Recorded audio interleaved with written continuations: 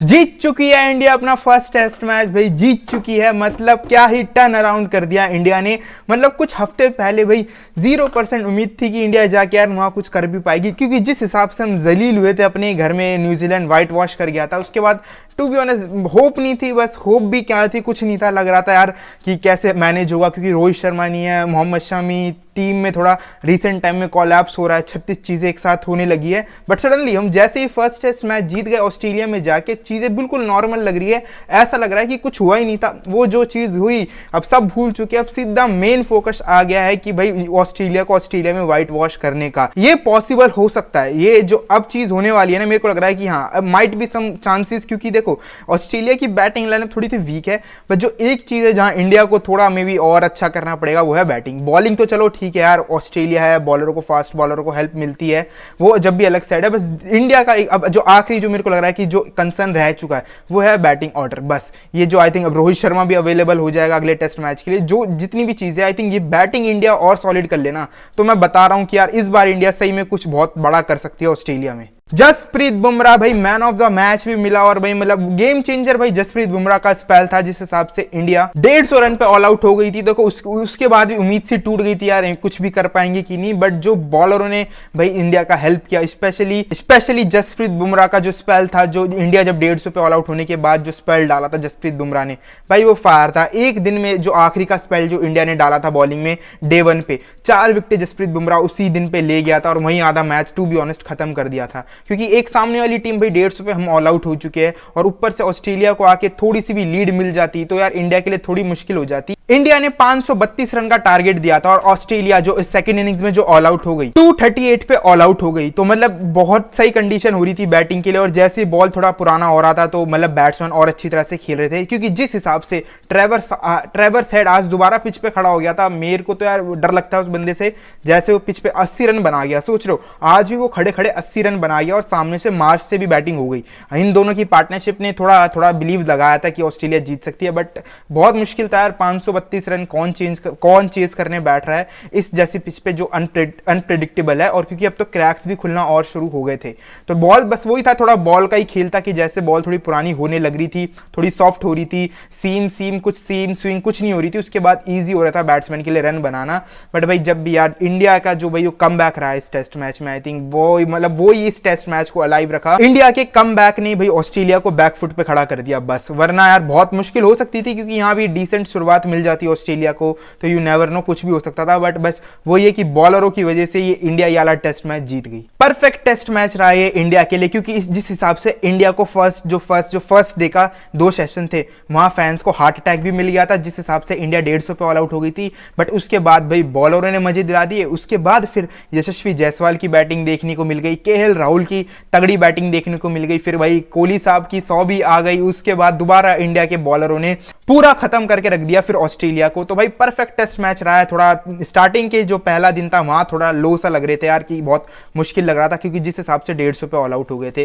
वरना उसके बाद तो चारों दिन टू बी ऑनेस्ट चारों ही दिन फिर तो इंडिया ने डोमिनेट करके रखा है पूरे ऑस्ट्रेलिया को, ऑस्ट्रेलिया के बैकयार्ड में। आई थिंक ये बहुत बड़ी बात है, और बहुत ही मोटिवेशन मिलेगी मेरे को लग रहा है इस फर्स्ट टेस्ट मैच से। क्योंकि देखो यही टेस्ट मैच जो एडिलेड में होता और सिडनी में होता तो कहने बात अलग थी, क्योंकि इस एडिलेड और सिडनी ये 2 ग्राउंड ऐसे माने जाते हैं जहां एशियन टीम आके अच्छा खेल सकती है, क्योंकि वहां पेसरों को इतनी वो बाउंस नहीं मिलती, इतनी क्विक बाउंस नहीं है। थोड़ी सिमिलर कहते हैं कि थोड़ी सिमिलर कंडीशन है, थोड़ी जो एशियन टीम आती है ना उनके थोड़ा सिमिलर मानते हैं। बट जो पर्थ में इंडिया टेस्ट मैच जीती, आई थिंक ये बहुत स्पेशल है टीम इंडिया के लिए। और टू बी ऑनेस्ट ये थोड़ा मेरे को लग रहा है कि डेंट भी देगी ऑस्ट्रेलिया के मनोबल को, कुछ भी कह लो। और इसी में ये पैट कमिंस भाई ये क्या आदमी है, मतलब इसका समझ नहीं आता। जब आज मैच खत्म हो गया, फिर जो पोस्ट मैच प्रेजेंटेशन हुई थी उसमें पैट कमिंस से पूछा कि हारने के बाद कैसा लग रहा है ये सब, उसने वहां ये भी कह दिया कि अभी भी हम नंबर 1 साइड है टेस्ट क्रिकेट की, तो ये तो चलता रहता है। तो मतलब इनका कॉन्फिडेंस तो देखो अभी भी है, और नो डाउट होना चाहिए, क्योंकि भाई ऑस्ट्रेलिया है, अब कम बैक करना तो वैसे भी इन्हें आता है। और वैसे भी अब है एडिलेड में जो पिंक बॉल टेस्ट मैच है, और उसमें तो ऑस्ट्रेलिया स्पेशलिस्ट है, एक भी टेस्ट मैच नहीं हारी है उस पिंक बॉल टेस्ट मैच में ऑस्ट्रेलिया अभी तक। ट्रेवर्स हेड जब आउट हुआ, मतलब भाई पता चल रहा था कि भाई क्या मायने रखती है ट्रेवर्स हेड की विकेट, क्योंकि जिस हिसाब से इसने नाक में दम करके रख दिया था ना रिसेंट टाइम में। और सही बताऊं इस टेस्ट सीरीज में मेरे को लग रहा है स्टीव स्टीव स्मिथ से भी बड़ी विकेट जो होने वाली है ना इंडिया के लिए, वो है ट्रेवर्स हेड। क्योंकि आज पता चल गया जिस हिसाब से टीम ने सेलिब्रेशन किया। बुमराह वैसे भाई यूजुअली इतना सेलिब्रेट करता नहीं है, ठीक है, कोहली तो वैसे भी हर किसी पे सेलिब्रेट करने लग जाता है, वो तो अलग बात है, बट बुमराह का स्पेशली कि वो बहुत कम सेलिब्रेट करता है। तो बुमराह का भी रिएक्शन देखने वाला था, जिस एग्रेशन से उसने एग्रेशन दिखाया ट्रेवर्स हेड की विकेट के बाद, तो आई थिंक वो उससे पता चल जाता है कि भाई हाँ, टीम भी क्या सोच रही है और किसे ज्यादा वैल्यू दे रही है। तो इस हिसाब से सिनेरियो देखा जाए, स्टीव स्मिथ की यहाँ से भी आजकल थोड़ी फॉर्म वैसी ढीली चल रही है, बट मेरे को लग रहा है कि इंडिया, मेरे को लग रहा है कि ट्रेवर्स हेड की विकेट आई थिंक बहुत इंपॉर्टेंस मिल रही है, जिस हिसाब से मेरे को लग रहा है, क्योंकि वही प्लेयर है, आज भी 80 रन बना गया जिस हिसाब से इनिंग्स खेला। भाई वो रना बॉल ही चल रहा था, मान लो लगभग कुछ आई थिंक 90-95 बॉल पे उसने 80 रन बनाए हैं, तो वो ये बिल्कुल वनडे खेल रहा था वो टेस्ट में भी। तो वो ऐसे ही है भाई, टिपिकल उसका नेचर अग्रेसिव है, वो बॉल आती है वही वो अपने शॉट कंटिन्यू रखता है, चाहे आउट हो जाए उसे घंटा फर्क नहीं पड़ता। जायसवाल और केएल राहुल की इनिंग्स ने भी भाई इंडिया को बहुत कॉन्फिडेंस दिया होगा, मेरे को अब लग रहा है, जिस हिसाब से भाई केएल राहुल की आई थिंक, अब मेरे को लग रहा है यार उस बंदे को रहने दो नंबर 1 पे, जो ओपनर तुमने अभी से डिसाइड कर दिया, थ्रू दी सीरीज खिला दो उसे, क्या जा रहा है। अब रोहित शर्मा को मैं कह रहा हूँ आई थिंक 1 डाउन खिला दो तो आई थिंक बहुत बेटर है, और Shubman Gill I think number 6 पे खेल जाए तो आई थिंक और अच्छा रहेगा, क्योंकि यार एक तो इतने बाद वो यार वो फॉर्म में लग रहा है, थोड़ा कॉन्फिडेंट भी लग रहा है, जिस हिसाब से आज बॉल से फुटबॉल खेल रहा था ग्राउंड में, तो देख के लग रहा था कि हाँ भाई वो अब थोड़ा अच्छे स्टेट ऑफ माइंड में आया है, तो उसे वहीं रहने दो। केएल राहुल को बेचारा, एक तो बताओ इतने सालों से ट्रोल होता आ रहा है, एक दो साल से, और उसके बाद उसे इतना कॉन्फिडेंस मिला है, रन बनाया है, इतने अच्छे स्टेज पे जाके इतने अच्छे रन बनाए हैं, वैल्यूबल रन बनाए हैं, तो उसे उसकी पोजीशन पे रहने दो। आई थिंक अब रोहित शर्मा से 1 डाउन खिला लो, आई थिंक कोई बड़ी बात तो है नहीं, ओपनिंग और 1 डाउन तो चलता रहता है वरना इतना तो, क्योंकि अब थोड़ा मेरे को लग रहा है कि टीम इंडिया की ट्यून थोड़ी सेट हो चुकी है। अब जायसवाल का भी क्या ही मस्त मैच रहा है यार, मतलब मजा बांध दिया जायसवाल ने भी, जिस हिसाब से कहाँ से उसकी स्टोरी शुरू हुई है और कहाँ अब वो भाई अपनी क्या प्रेजेंट कर रहा है, तो वो भी देख के बहुत मजा आ गया है। कोहली जी की भी 100 आ गई, कब सेट की हुई थी, और अच्छा ये चीजें पहले ही टेस्ट मैच में हो गई है, तो आई थिंक मेरे को लग रहा है कि और लाइट रखेगी टीम इंडिया को अब, क्योंकि अब वो नर्वसनेस नहीं रहेगी आई थिंक, जो मेरे को लग रहा था होगी, क्योंकि पहला टेस्ट मैच हारने के बाद, पर यहाँ जीत गई इंडिया,